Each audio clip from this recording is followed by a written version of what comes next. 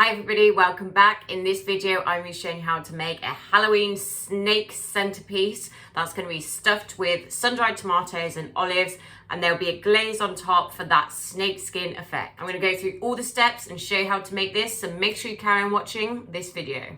In a mixing bowl, you want to combine 300 grams of strong bread flour with 1 sachet, roughly 7 grams of dried yeast, and then I've got half a teaspoon of salt. Add in roughly 10 black olives or 25 grams. I'm then going to add 25 grams of sun-dried tomatoes. I've just torn it with my hands, and I've also added a tablespoon of the oil that's from the sun-dried tomatoes from the jar. Using a table knife, you want to add 175 milliliters of warm water. Mix it all together. Once it gets to this stage, you've added all your water and give it a good mix. You want to get your hands in and you want to start kneading it together into a dough ball. You want to press firmly into the bowl and you want to squeeze it as hard as you can to try and get all of this excess flour into the mixture. All of that excess flour is now into the dough ball. A lot of people go wrong at that point because they'd think that it's too dry and add more liquid, which is what you don't want because then your dough will go really sticky. Place the dough onto your work surface. You want to knead your dough for about 5 to 10 minutes or until it's smooth. You want to put a lot of pressure down as you are working on the palm of your hand. If it gets a little bit too sticky, don't worry about that. You can always add a bit more flour. I tend not to do this unless it's really sticky, as it can just dry out your dough. It's important that you use strong plain flour as it's got a high gluten content, which with water will form an elastic stretchy dough. Add a little bit of oil to your bowl. Then using your dough ball, you want to go around the sides and just almost paint the bowl with the oil. Cover your bowl with some cling film or a loosely damped tea towel, and you're going to leave this to prove for about 30 minutes or until it's doubled in size. To make the glaze, you want to add 45 grams of rice flour with a quarter sachet of dried yeast and a teaspoon of toasted sesame oil. Mix that together with about 45 milliliters of warm water. As you can see, my dough has doubled in size, which is absolutely perfect. Hopefully you can see the bubbles here. So the reason that you use warm water and leave to prove in a warm place is to aid the fermentation process. So this is when the yeast produces carbon dioxide, which gives the dough a light and fluffy texture. Remove the dough from the bowl and you want to just knock back that air. It will be a little bit oily, but that's absolutely fine. It's not sticky. That will just add some good moisture to your dough. Now, to make your snake, you're going to start rolling it into an oblong shape.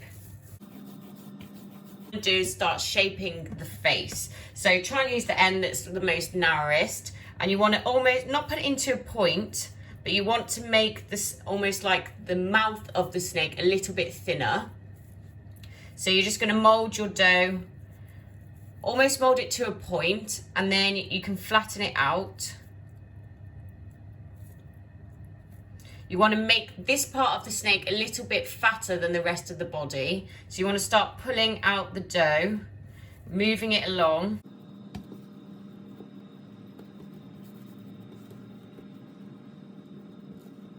The good thing about bread dough is that you can handle it as much as you like until you get your desired shape.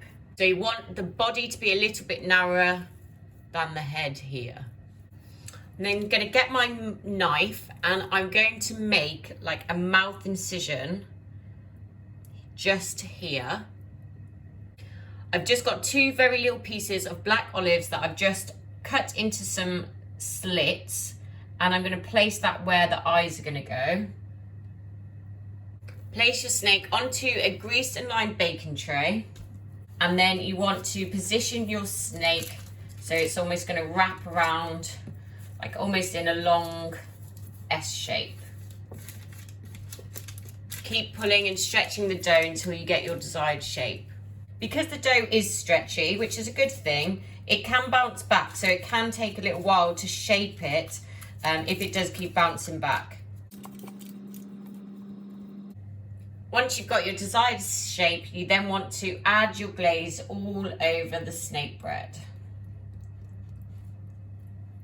Using a sharp knife, you then want to score some lines along the snake.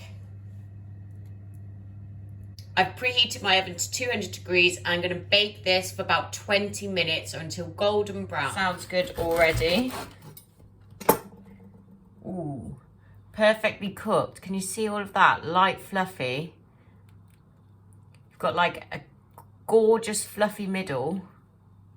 Do the Paul Hollywood test. It's bouncing back, so it's cooked all the way through. See what it sounds like.